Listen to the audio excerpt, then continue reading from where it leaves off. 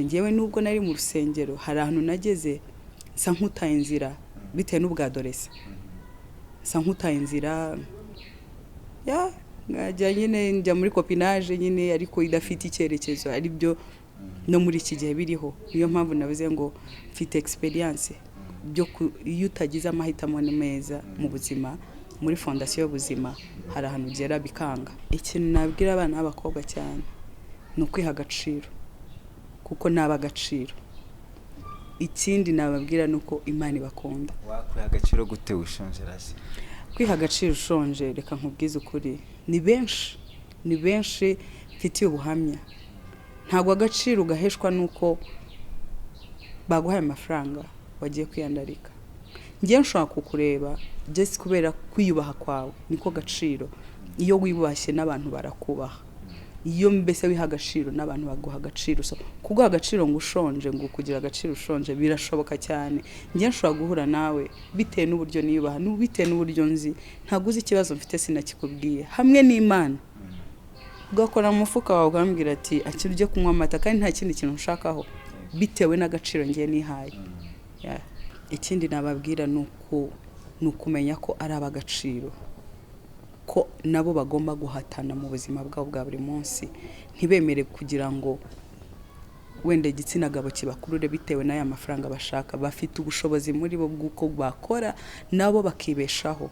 Bafite ubushobozi ko wacuruza n'inyanya wacuruza n'imineke ariko kugira ngo ukomeze wiha agaciro nuko urwanira ubuzima bwawe ukabuharanira kubera ko urashoboye mukobwa ufite imbaraga kandi urakunzwe. Rero iki inama nabagira nukubabwira ngo muharanire kugira ubuzima bwanyu bwezo hazaza buzabe bwiza mukore kuko mufite imbaraga kandi murabishoboye. Reka mvuge kubaramye kubera ko ngende umuramyi ugasanga kuko tuba duhagaze imbere y'abantu.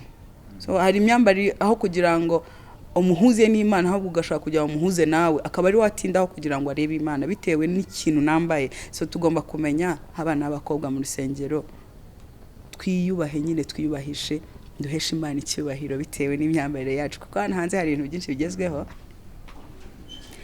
Wadushiza hakwiriye reka tuguhimbaze uko mbishoboye kose nzagushyira hejuru ndirimba izina ryawe Mana mvuga ineza yawe.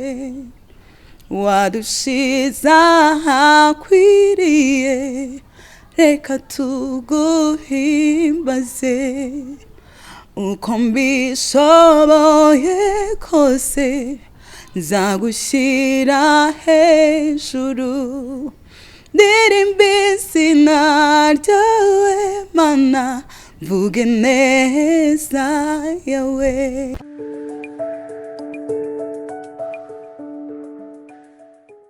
Munyemeremo ikaze mwese mu gukurikira Inga TV. Uyu ni wa mwanya mwiza tubageza ibiganiro bigiye bitandukanye. Uyu munsi rero turi mu karere ka Musanze, turi kumwe n'umumama umukozi w'Imana n'umumama mwiza ngira ngo mwatangiye kumubona kuri screen zanyu. Ni igiciro kugira uyu muntu ku Kirenga TV. Mwibutse kandi utarakora subscribe kugira ngo nyabuneka mujye muyikore kugira ngo ibiganiro byacu tubagezaho umunsi ku munsi bijye bibageraho uko bwije nuko ukeye. Mama wiriwe neza? Wiriwe neza. Amakuru ni meza turashima Imana. Weekend yagenze ite? Yagenze neza cyane. Nubwo nkubaje weekend yagenze ite kandi turi kwinjira mu yindi weekend. Nta kibazo nabyo turacyayirimo deja tugiye kwinjiramo nta kibazo. Iminsi yashize na Musanze hari ibitaramo bigiye bitandukanye. Sinzi mwebwe niba hari byo mwarabashe kwitabira kugira ngo mutubwire uko byari byifashe. Murakoze cyane. Muri weekend nta bitaramo nigeze nitabira. Hari utuntu nari ndimo bitewe na gahunda nyinshi wenda ku rusengero tuba dufite hari ibyo turi kwitegura n'ibyo ngibyo. Ariko umeze neza? Umeze neza nta kibazo. Neza cyane. Cyane. Okay, ngira ngo mwamaze kumubona no mama mwiza, tujye kuganira kuri topic nziza kandi iri buze kugira umumaro kuri societe nyarwanda ndetse n'abandi bose bagiye badukurikira. Dushimire by'umwihariko abantu mudahwema kutwereka ko mutuzirikana, abantu bari mu ntara enye z'igihugu, amajyepfo, amajyaruguru, iburasirazuba n'uburengera bwaryo, ndetse tutibagiwe n'ibwota amasimbi muri Leta Zunze Ubumwe za Amerika, Turukiya ndetse no muri Australia. Nabo duherutse kubabona rwose, mwarakoze cyane, ngira ngo kandi tuba turi kumwe umunsi ku munsi. Reka tumusabe rero abanza asenge kugira ngo ikiganiro cyacu kize kuyoborwa n'Imana kandi ibyo tuvuga bigire umumaro ko bari bubashe kubyumva. Ni karibu. Murakoze. Mana yacu nziza, Imana ikomeye, tugushimiye neza yawe, tugushimiye ubuntu bwawe, tugushimiye imbabazi zawe Umwami, kuba turi hano n'ubuntu bwawe n'urukundo rwawe n'imbabazi zawe. Rero uyu mwanya tugiye kuganira ngwino ube hagati muri twe, waravuze ngo 2-3 bateranye bavuga ibyawe uri kumwe nabo. Ndabyizeye neza kuri kumwe natwe, ugiye kubana natwe, abadukurikiye nzi ko bagiye guhesha umugisha, ugiye kubaha umugisha Mwami, bagiye kumva dati ibyo wanshizemo, ntabari twe ahubwo izina rya ryo rishirwa hejuru mu izina rya Yesu Kristo, amen. Mbere kwenda dukomeza, reka tumusabe anibwira abantu badukurikiye kugira ngo tubashe kuganira bamuzi, bazi ngo n'umuntu ki. Nanjye kuvuga ariko reka ngusabe, oya reka gusabe ari bo byivugira, numva ari byo byiza. Murakoze. Amazina yanjye nitwa Uwera Rachel Mami. Ako nagasena. Mami. Ndagakunda cyane, nyine karankujije kugeza ubu ngubu ndacyakitwa. So ndi umubyeyi, mfite abana 2, sengera Fatherhood Sanctuary. Niryo terero ryanjye. Fatherhood Sanctuary.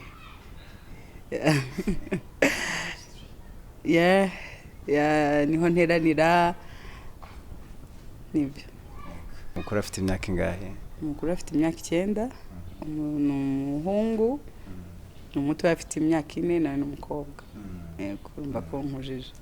Yego. Umutorero muri Fatherhood Ministry muri bantu ki? Ese Rachel ni muntu ki cyangwa se mami cyangwa mama nuza? Mama Ganza. Fatherhood Sanctuary ni torero njyewe naryita ku giti cyanjye ryamfashije kubera ko nabashije gusobanukirwa Imana, cyane cyane ni torero rikunda kuramya Imana, nibwo buzima. Nukuramya Imana, ni focus yayo nukuramya Imana kugira ngo abantu bahure n'Imana. So ndo muririmbyi muri iryo torero, ndo worship leader, ndo muramyi. Yego. Bivuze ko nahanga twagutumiye ntago uragenda rwose takuturimbeye, sibyo se? Ntago bishoboka. Wow, mwabyumviye rero, mami rwose araza kuturirimbira kandi nizera ko ni umuworshiper, biraza kugenda neza. Uburamamage rero uravuga uti hari ikintu cyo gusangiza abanyarwanda, mbona twakagombye kukiganiraho kugira ngo turebe niba hari umusanzu wacu twatanga. Reka dusebe n'abantu badukurikiye kugira ngo bajye no muri comment, nyamuneka uragira igitekerezo aza kugira, aze kucyandika, tuzagisoma ndetse cyafasha abandi. Ntabwo turi kuganira turi twenyine turi babiri, ahubwo turi kuganira n'isi yose. Uragira igitekerezo kuri topic tugiye kuvugaho cyangwa se sije, reka tume karibu. Murakoze cyane. Sije nifuje ko naganirira abanyarwanda abari hanze, abatwumva, ni kubyerekeranye n'umwana w'umukobwa, imyitwarire y'umwana w'umukobwa muri iki gihe, bitewe n'uko mbibona, bitewe n'uko mbona byateye indi ntera, byazamutse ku rundi rwego. So rero ni kuri urwo rwego njyewe mfite umutwaro w'abana b'abakobwa cyane muri iki gihe bitewe n'ibyo mbona. So ndavuga ngo nabiganiriza abanyarwanda, tugakomeza kuba hafi abana b'abakobwa kugira ngo ntibangirike. Okay, nahita nibaza bese kuki ari bo wahise utekerezaho cyane, kuki byaje ukavuga uti iki kintu kigomba kurenga imbibi kikarenga Fatherhood Sanctuary Church, ahubwo nkakibwira n'abaturarwanda bose? Murakoze. Njyewe impamvu ari cyo kintu natekereje, ari nawo mutwaro ngira abana b'abakobwa, nuko bahura n'ibintu byinshi. Even nanjye hari ibyo nahuye nabyo, ntifuza ko barumuna banjye hari ibyo bazahura nabyo. Rwose aho ngaho niho nshaka kugira ngo ahubwo tubanze twibande.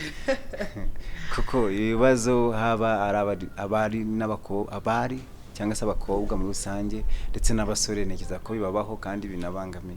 Kuki wowe ndashaka kugira tugere kuri ya key point yatumye ufata initiative yo kuvuga ngo iki kintu nakakiganirijeho abanyarwanda ndetse n'abatuye isi muri rusange? Kuki n'ibiki byakubaye kugira ngo aho ngaho yaduranyemera nzagaruka ubutaha mbahereza ubuhamya bwanjye, nzabaha ubuhamya bwanjye guhera mu bwana kugeza ubu ngubu. Urambabarira aho ngaho, ariko mfite experience, niyo mpamvu giye we navuze ngo kuba n'abakobwa hari ikintu ngomba kubahereza nanjye mfite. Yego. Ese nakana kamwe kadufasha kugira ngo basi katudirectinga mu kiganiro kugira ngo n'udukurikiye amenye ishingiro n'impamvu ufite izo mvamutima zo kwibanda kuri icyo kintu, kugira ngo n'udukurikiye avuga ati ko bisa kose iki kintu maybe something which is serious, ni ikintu gikomeye kandi cyangayikishije. Ikintu wenda cy'ingenzi kirimo kugira ngo mbamare amatsiko ni ukugira amahitamo meza. So njyewe nshobora kuba hari amahitamo mabi nigeze kugira mu buzima, niyo mpamvu nk'umwana w'umukobwa hari fondasiyo y'ubuzima ntakoze neza, niyo mpamvu. Yego. Bakunzi b'Ikirenga TV y'umuntu tuzamugarura bitubwire neza, nekiza ko aribwo biza tuzamugarura abitubwire neza, nekiriza ko bizadufasha kandi tuzagera dusobanukirwa. Nose muri rusange nibe bibazo abana b'abakobwa kunze guhura nabyo? Murakoze. Ibibazo abana b'abakobwa bakunda guhura nabyo usanga kenshi byubakiye ku kwifuza cyangwa se ku burere cyangwa se kwiyumva, kwibona. Ukabona hari kigero umwana w'umukobwa ageramo akabona hari abantu benshi bamubwira ni mwiza, hari abantu benshi bamubwira ngo uteye neza, so akagendera kuri ibyo bintu. Noneho yaba ari wa mwana wenda muri iki gihe usanga ari umwana wenda wo mu bakene, bivuge gutyo, ugasanga hari ibintu byinshi yifuje adafite, agashaka kugira ngo abibone, kandi mu buryo yabibona ni mu nzira mbi usanga bari gucamo. Yego, nibyo bibazo rero usanga bashaka kumera uko batari, bashaka kuba abandi bantu batari bo, ntago bashaka kuba banyabo. Yego. Ese muri rusange koko nta bakobwa gusa baho cyangwa n'abasore? Akenshi kubera ingaruka nyinshi ziza kuba n'abakobwa kenshi, n'abasore ntago mvuze ko bibabaho, ariko akenshi usanga ingaruka nyinshi zigaruka kuba n'abakobwa, niyo mpamvu. Ese urebye ni iki bitera, ni iki gituma umwana w'umukobwa avuga ngo njyewe ndajya muri iyi mico imeze gutya, akayishoramo? Nikibona kibitera uretse kuba apati y'ubukene? Tuza abantu benshi bakinnye ariko batize bajya mu mico nk'iyo ngiyo. Nicyo cya kindi navuze, ni ugushaka kumera uko atari, kwigira uko atari, ntiyakira ubuzima abayemo, agashaka kuba mu buzima abona abandi babayemo kandi atari bwo buzima arimo. So nicyo kintu kibitera kutiyakira ngo ube wowe. Yego. Serashe uraza kunyemera ariko nanjye nkubaze gatoya, mu bukobwa bwawe ese nuko tugiye kurangira tugarutse ahantu n'ubundi uzaza kutubwira, ariko biba ari byiza kubivugaho kugira ngo nanone bamenye ishingiro ry'impamvu turi kuvuga ibi bintu. Wowe ukiri umukobwa ntabwo wigeze waka nk'umusore cyangwa se umupapa amafaranga kumva ariyo ntego yari kujyanye bita? Urakoze. Wenda aho ngaho ngewe ntago nahabaye ho kwifuza kuvuga ngo nshaka amafaranga, ntago nahabaye kubera ko nakuriye mu muryango ukijijwe. Mama yadutoje Imana, yadutoje kujya mu rusengero. So nge nakuriye mu rusengero, ari byo by'iki gihe nyine nabyo birahari, usanga uri mu rusengero ariko intekerezo zawe ziri ahandi hantu. So ngewe nubwo nari mu rusengero, hari ahantu nageze nsa nk'utaye inzira bitewe n'ubwadorese, nsa nk'utaye inzira ngajya nyine njya muri copinage nyine ariko idafite icyerekezo, ari byo no muri iki gihe biriho. Niyo mpamvu navuze ngo mfite experience byo iyo utagize amahitamo meza mu buzima muri fondasiyo y'ubuzima hari ahantu ugera bikanga. So niyo mpamvu rero njyewe ibyanjye nuko ntago nabaye mu buzima bwo kwifuza amafaranga pe, ntago nigeze shaka kumenya ngo mvuge ngo uriya muntu, ntago byabagaho ya. None se hari ikintu uvuze ngo wakuriye mu muryango wubaha Imana, ukurira mu rusengero, ese bishatse uvuga ko hari aho bitariyo cyangwa bitagerayo? Ya, biriho cyane, bigerayo kubera ko nanjye ngo hari urugero nk'ubwo wenda hari aho nageze ndi mu rusengero, ariko kandi ndi n'umuririmbyi, ariko ngira gutya ndatanaho gatoya gusa ku bw'ubuntu bw'Imana nongera kugaruka. So mu rusengero birimo cyane. Nyotewe n'igihe uzagaruka katubwira neza. Nzagaruka. Tuguhaye karibu ku Kirenga TV. Urakoze cyane.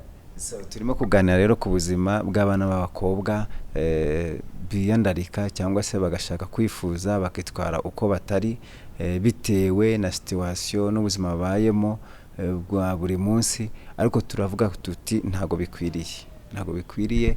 Nimwe turimo kuganira na Rachel akatuganiriza, ese abo bakobwa wababwira iki, wabasaba iki, abakibirimo, ese wakora iki kugira ngo bivemo, cyane cyane ko usanga akenshi umuntu yarabaye nk'imbata atapfa kubyigobotora bitewe n'ubuzima abayemo. Murakoze. Ikintu nabwira abana b'abakobwa cyane ni ukwiha agaciro, kuko naba agaciro. Ikindi nababwira nuko Imana ibakunda. Wakwiha agaciro gute ushonje rasi? Kwiha agaciro ushonje, reka nkubwize ukuri, ni benshi mfitiye ubuhamya. Ntago agaciro gaheshwa nuko baguhaye amafaranga wagiye kwiyandarika. Ngiye nshaka kukureba just kubera kwiyubaha kwawe, niko gaciro.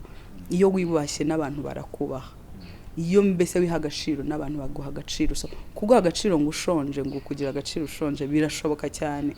Ngiye nshobora guhura nawe bitewe n'uburyo niyubaha, bitewe n'uburyo nzi, ntago uzi ikibazo mfite sinakikubwiye, hamwe n'Imana ugakora mu mufuka wawe ugambwira ati akirye kunywa amata kandi nta kindi kintu ushakaho, bitewe n'agaciro ngiye nihaye. Gusa nitwirengagiza ko nanone hari umukobwa uri kudukurikira uvuga ngo abikora ari kugira ngo ari muri copinage nk'uko wabivuze. Ese copinage ntago yemewe? Ese umuntu yafite umukope ntago aba yemerewe kugira ikintu amuhereza, ntago yemerewe kugira gift amuha? No, njye ntago mvuze ngo copinage ntiyemewe. Iremewe biterwa, ariko kugira ikintu umuha numva nta kibazo kirimo, ariko ukakimuha nta kindi kintu wenda kiri behind yuko wamuha icyo kintu, ukamuha nyine kubera ko ni kope wawe, ni kopine yawe, kimwe nuko nanjye ndi kopine yawe nshobora kugira ikintu nguhereza. Yego. Bivuze ko harimo abantu bajya muri copinage bafite intego zitandukanye ko biri bariho, biterwa n'umuntu, ariko na decision aba yarafashe mu buzima bwe. Hari ukujya muri copinage njyewe bitewe n'imyaka ndimo, hari copinage ujyamo iyo myaka ahubwo ari kuyobora. Yego. So iyo myaka rero ari kuyoboye urayoba. None wabigenza ute uri muri ya myaka iri kukuyobora, wabigenza ute kugira ngo ahantu hacike? Icyo wakora rero nuko wabyirinda, kuko na Bibiliya iravuga ngo hunga icyaha. Habe na leta yacu y'u Rwanda yavuga ngo duhashye icyaha kitaraba. Rero nuguhunga nta kindi, nukureka kujya muri copinage. Yuzi kutari waba mature, nukureka copinage. Ukiranye ko umuntu udafite imyizere ya Gikristo aba yumva ntacyo bitwaye, wowe wamugira inama bitewe na ya myaka ye? Uwo nawe hari ahagera agasobanukirwa. Icyo namubwira ni yicare atekereza, avuge ngo ese iki kintu ndi kwinjiramo gifitiye icyakamaro ubuzima bwanjye, ese ejo hanjye hazaza hazamera gute n'ibi bintu ninjiyemo, ese mbyinjiyemo ngamije iki? Yego. Mo kwibanda cyane ngo hari imyaka umukobwa bari kuyoborwa nayo, ese iyo myaka ni nkinga kugira ngo basi umuntu dukurikiye avuge ngo iyi myaka mfite ngomba kwitonda? Murakoze cyane. Imyaka ngana avuga guhera ku myaka 13 kugeza ku myaka 20. Iyo myaka akenshi itagenzemo neza nukuri bindi wenda reka twigarukire mu rusengero ahantu uba kenshi cyane. Ese hari aho ubibona gute, ho wabagiriye inama kugira ngo njyewe icyo nabwira wenda nk'abakristo abana b'abakobwa b'abakristo cyane ni ukubabwira ngo bareke kureba hanze cyane, barebe mu Mana, bajye mu Mana kuko bari mu Mana. Niba ari umuririmbyi, niba ari mu protokoli, niba ari wenda makora amasuku nabo babaho, mureke n'ukuri twiha agaciro nka Esther. Njyewe njya nkunda Esther cyane muri Bibiliya. Esther yihaye agaciro, amenya yarisobanukiwe. Nabwira abana b'abakobwa rero bari mu rusengero ngo twisobanukirwe, tumenye abo turi bo, ko turaba agaciro, ko Imana yaduhaye agaciro, yatwisaba agaciro. Yego. Ese ni izihe ngaruka muri rusange ibyo bintu bishobora guteza ku mukobwa wagiye muri iyo mico itari myiza akiri mutoya, bishobora kumugiraho izihe ngaruka mu gihe kiri imbere? Ingaruka zirahari, harimo sida, harimo gutwara inda utarageza igihe, muri ya myaka nyine ntabwo ubarageza igihe cyo kugira ngo ubyare, ubyaye igihe kitageze. Harimo ingaruka indwara nyinshi. Hanyuma se byaba ari byo bitera divorce cyangwa nta hantu bihuriye? Divorce irimo ibintu byinshi, aho ngaho yaba ni topic ndende.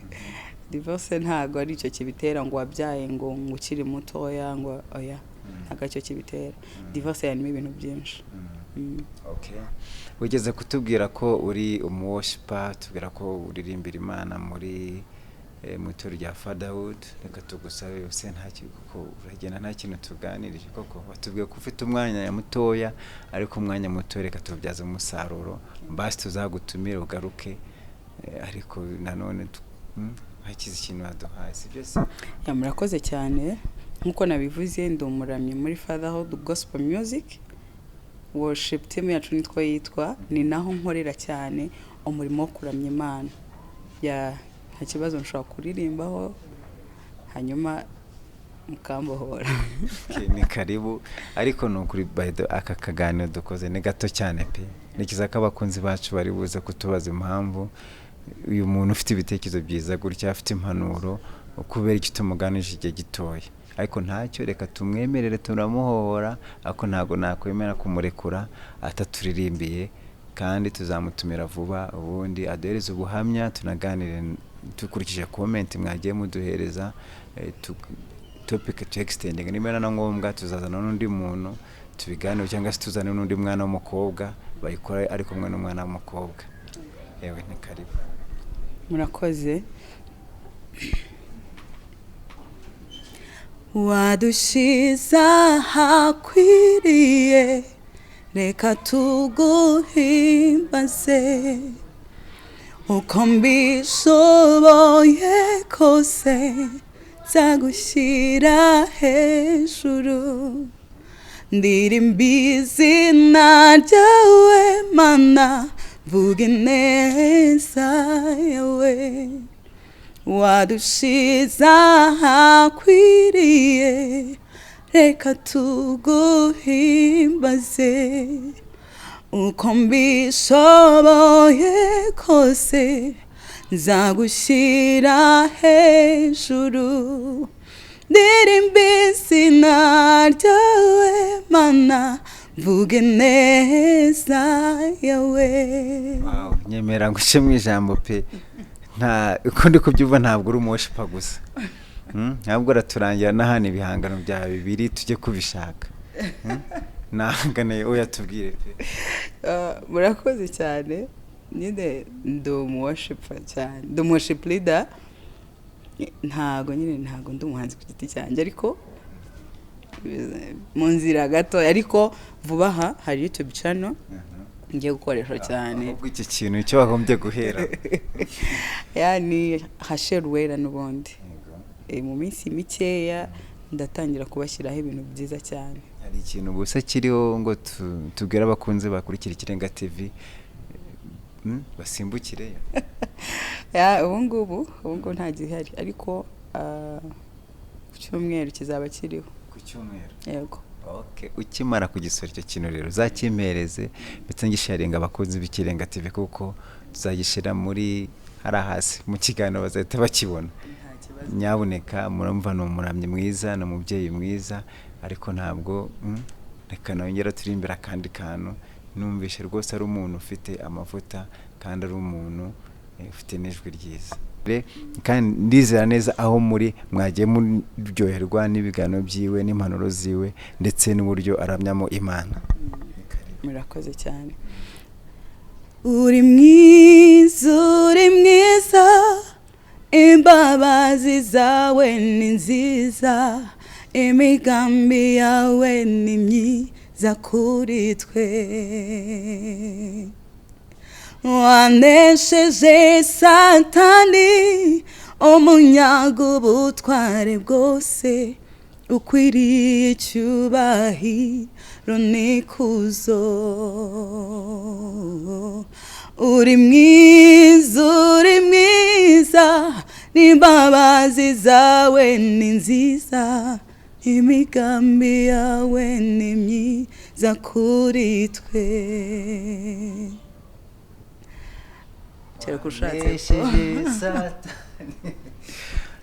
Ni ukuri kw'Imana pe, nanjye ndafashijwe. Uwiteka ni mwiza kandi imbabazi ziwe zihoraho iteka ryose. Amen. Ni ukuri dafashijwe. Kereka ushatse ko turara hano tugiye kuramya. Iyo twageze mu kintu cyo kuramya, mu gihe cyo kuramya cyo ni ubuzima, kuko niho hantu mbasha kuganira n'Imana, nkabasha kugirana ubusabane n'Imana. Ndahatinda cyane rero, ndahakunda, ndabikunda cyane. Amagarira abantu baze bagufashe kuramya.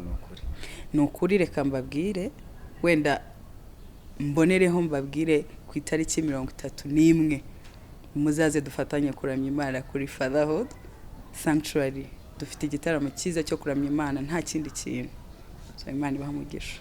Twarimo tuganira n'umumama, ndizera ko mwaryohewe, kandi umumama mwiza, umumama witanga, umumama ufite ivugabutumwa, umuworshipa, ndetse ari minsi ashize amamagaye ngo ari ikintu gikomeye ashaka kunganiriza, kangira ngo mwumvise afite ibitekerezo byiza. Nyabuneka bari b'abakobwa, ndagira ngo wenda hari ishobora guhinduka bitewe n'uburyo waba umwumvise. Reka tumusabe nanone agire message atanga kuri abo bana bamaze kugera muri ubwo buzima butari bwiza, agira ikintu ababwira, agira ikintu abisabira, abereke n'inzira bagakwiriye kunyuramo kugira ngo basi iyo mico itari myiza babashe kuyivamo.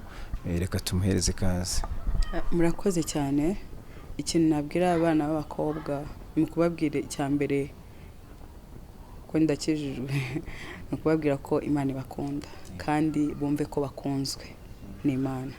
Ikindi nababwira nukumenya ko ari abagaciro, ko nabo bagomba guhatana mu buzima bwabo bwa buri munsi, ntibemere kugira ngo wenda igitsina gabo kibakurure bitewe n'aya mafaranga bashaka. Bafite ubushobozi muri bo bw'uko bakora nabo bakibeshaho. Bafite ubushobozi ko wacuruza n'inyanya, wacuruza n'imineke, ariko kugira ngo ukomeze wiha agaciro nuko urwanira ubuzima bwawe ukabuharanira, kubera ko urashoboye mukobwa, ufite imbaraga kandi urakunzwe. Rero iki inama nabagira ni ukubabwira ngo muharanire kugira ubuzima bwanyu bw'ejo hazaza buzabe bwiza, mukore kuko mufite imbaraga kandi murabishoboye. Hanyuma abakobwa mu rusengero ndetse abari bacu duhurira kuri Fatherhood, si Fatherhood gusa, hari amatorero atandukanye ya Gikristo nabo batangiye kwadopta imico itari myiza nk'iyo. Wababwira iki? Wabahugura gute? Ese urabasaba iki? Icyo nasaba abana b'abakobwa mu rusengero, namaze kubona cyarateye n'intera ndende. Hari wenda nk'ikintu wenda cy'imyambarire ndakivuga wenda mu rusengero, kubera ko usanga abana b'abakobwa umuntu yaje yambara nk'akantu kagera hasi. Navuga ngo abana b'abakobwa mu rusengero tumenye abo turi bo, tumenye ko hari ivugabutumwa turi gutanga. Umuntu ashobora kukureba agakizwa bitewe n'ukuntu uhagaze gusa, bitewe n'ukuntu wambaye. Nkavuga ngo mu rusengero, nk'abana bo mu rusengero, reka tumenye ahantu twambarira imyenda yacu. Hari imyenda tugomba kumenya yo kujyana mu rusengero tukayijyanamo, hari n'indi tugomba kujyana mu kirori, nta kibazo, ariko mu rusengero tumenye imyenda se nkawe nk'umwana w'umukobwa wubaha Imana, wubahisha Imana, ugomba kumenya uburyo ugomba kwambara, ugomba kubyiga ukamenya ngo niba ngiye mwivuga ubutumwa, niba ngiye gukora niba ngiye kuramya, reka mvuge ko baramye kubera ko ngende umuramyi, ugasanga kuko tuba duhagaze imbere y'abantu. So hari imyambari aho kugira ngo umuhuze n'Imana, ahubwo ugashaka kugira ngo umuhuze nawe, akaba ari watindaho kugira ngo arebe Imana bitewe n'ikintu nambaye. So tugomba kumenya abana b'abakobwa mu rusengero, twiyubahe nyine, twiyubahishe, duheshe Imana icyubahiro bitewe n'imyambarire yacu, kuko hano hanze hari ibintu byinshi bigezweho. Rero byageze nyine muri church, yego ntago ari bibi, ariko tumenye ko twebwe turiho turagabura abana b'abakobwa mu rusengero. So navuga ngo twongere dukunda Imana, twongere twegere Imana, kuko nzi ko yaduhaye imbaraga, dufite ubushobozi muri twebwe bukomeye. Ese buriya ko nta standard zashizweho z'imyenda ikwiriye kwambarwa, umwana w'umukobwa watangiye kuyambara kenshi yambara azi ngo nibwo waraba ari buse neza, nibwo ashobora kugana n'abasore, ibyo bitandukanye. Akabiti nambara iki ngiki barabona ntagezweho, barabona meze kundi kuntu. Inama namugira ni cya kindi nagarukaho, wishaka kumera nk'abandi ba wowe. Niba umwenda ni uyo washaka ukambara ikubura, nta kibazo, ni wowe. Baba hari umuntu wa musore, reka nkubwire, ntago abasore benshi bakururwa n'ibintu twambaye ngo nuko nambaye umwenda werekana bibibero byanjye. Hari wa undi uzagira amatsiko, baravuga ngo agapfundikiye gatera amatsiko, ariko hari wa undi uzankundira ko nambaye ibintu bigeze hasi. Hari wa undi yego uzankundira, ntago kuvuze ngo kwambara wenda nabi ngo ngiye kuci imanza kuri minino. Navuze ngo simbi, niba ugiye mu kirori yikubitemo rwose, ariko bitewe nawe, atari uko wabonye abandi babikoze ngo nawe ushaka gusa nabo. So rero ntago navuga ngo muzireke ngo ni icyaha, ngo ni iki. Ngewe ntago nabyita icyaha, kubera ko bitewe nanjye. Ni cya kintu navuze ngo abana b'abakobwa twe gushaka gusa nk'abandi, ngewe mbe ngewe. Yego. Okay. Nikiza ko babyumvise, ariko butanzazana n'umuntu avuga ko basore natwe. Nta kibazo, abasore namwe rwose. Ese nta kantu bavuga ko abasore ntacyo. Ntacyo cyangwa urifashe. Ndifashe, ntago nzagaruka ubutaha ku basore. Wagira akantu bavugaho nko muri conclusion. Abasore wanditse simbavugeho, ntago nshaka bavuga. Byakabaye byiza nabo bavuzeho kugira ngo nabo bagira ukuntu bitwara, kuko nekereza yuko biba ku bana b'abakobwa n'abagenzi b'abasore bari kumwe. Nizako imico bagenda bagira n'abandi hari iyo bagenda badobuta, kandi nayo bidasanga ari myiza cyane. Wenda kubana n'abasore cyane, nagaruka wenda nko ku biyobyabwenge, ugasanga umwana umusore, umwana mutoya aranywa inzoga, yabaye umusinzi, aranywa urumogi. Hari n'ibindi numbishe bitera bya mugo, n'abakobwa ngo basigaye basinda, nabo nyine bagezeyo. So ariko nyine kubana n'abasore nibwo bikabije cyane. Ni hakeya ubona abana b'abakobwa ari abasinzi banywa ibiyobyabwenge, ni bakeya. So abana b'abasore nababwira ngo bave mu biyobyabwenge, yego, bazavamo abantu bakomeye. Yego. Ntabwo batucika rero utaririmbye. Babidusezeranije baraturirimbira pe, baraturirimbira kugira ngo abantu badukurikiye bamenye uwo uriwe. Yego, murakoze. Ntekereza amanywa n'ijoro, wabigaragaje ku musaraba. Imigambi yawe ni myiza kuri jyewe, nturishe muri wowe. Kuko ntekereza amanywa n'ijoro, wabigaragaje ku musaraba. Imigambi yawe ni myiza kuri njyewe, nturije muri wowe. Amen. Amen. nta ndirimbo yawe ufite ku giti cyawe? ndayifite. ngo nayo uri Ndayifite. ndumva ntakurekura nubwo watubwiye ko ufite akanya gatoya ariko nayo waririmbaho gatoya. Nta kibazo. Urahire njye uri hejuru y'amajuru isi yose niririmbe uzahora uri Imana. Iyo ndirimbo ukuntu ari nziza nkaba ntayizi ko irahari vuba aha ko ndi gushaka kuzisubiramo. Vuba aha ndaza kwibagezaho pe. iri muri studio cyangwa iri kuri channel ariko nshaka kuyisubiramo. Yego. Watubwiriwe channel cyangwa dutegereza iyo uzasubiramo? Mwategereza iyo nzasubiramo. Byambera byiza. Byumvise rero ni Rachel Mami. Yego. Mami Mama Ganza ni umumama mwiza ufite vuga butumwa. Ndajya nkubaze ni icyago kigutera kuririmba, kuki umutima wawe ubangukira cyane kuririmba kuruta ibindi byose bitabaye nk'umuvuga butumwa mu bundi buryo? Kuririmba impamvu bimbangukira cyane ni impano yanjye kandi numva bimpesheje amahoro kuko niho hantu hajya hama amahoro kurusha ibindi byose. Iyo ndirimbye wenda mbabaye numva nshubijwemo imbaraga, numva nshubijwemo ibyiringiro. Niyo mpamvu rero nkunda kuramya kubera ko njya mpura n'Imana cyane cyane mu kuririmba. Murakoze. Yego. Nta nawe wagenda ngo ubwirize ngo ntabwo ndumuvuga butumwa. Ntabwo uri umuramyi? ndi umuramyi, ndabikunda. Ariko reka tukwisabire nk'abantu wenda reka mvugira abakunzi b'ikirenga. Uri umumama w'umumaro, uri umumama ufite ibintu byinshi wasangiza abanyarwanda ndetse n'abatuye isi muri rusange.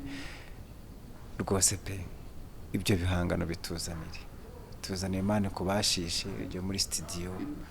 Imana ntuyipfukiranye, ubizane turamye Imana dufatanye guhimbaza Imana. Murakoze cyane, ndaza kubikoraho. Sibyo? Mbifite muri gahunda ndabikora. Imana ni gushigikira. Igomba kubikora kuko nta kidafite. Reka dushimire mwese mwakurikiranye Kirenga TV rero twari kumwe twaguma Maganza Mami Rachel Uwera. Mwemwishe rero n'umama ukorera Imana mu byo kuyiramya no kuyihimbaza, ndetse afite nimba mutima nyinshi, afite n'ikintu kiba ku mutima we n'umutwaro ukomeye wo gusengera abana b'abakobwa muri rusange, haba abari mu Rwanda ndetse n'abari mu Burundi kuko dufite abakunzi cyane badukurikira, abari muri n'abadiaspora bagiye batandukanye batubwira ko badukurikira. Mwe mwese rero iki kiganiro uramutse uri kumva hari comment cyangwa se indi nyunganizi waduha, wayitwandikira kugira ngo ubutane tugarukana nawe azabyibandeho cyangwa se tuzafatanye kuba twamushyigikira buno rugamba rwo guhugura abana b'abakobwa. Reka tugushimire rero wahisemo kuza kwemera ubutumire bw'Ikirenga TV. Murakoze cyane nanjye kuba mwantumiye n'umugisha. Twizere ko ubutane twongera kubitabaza.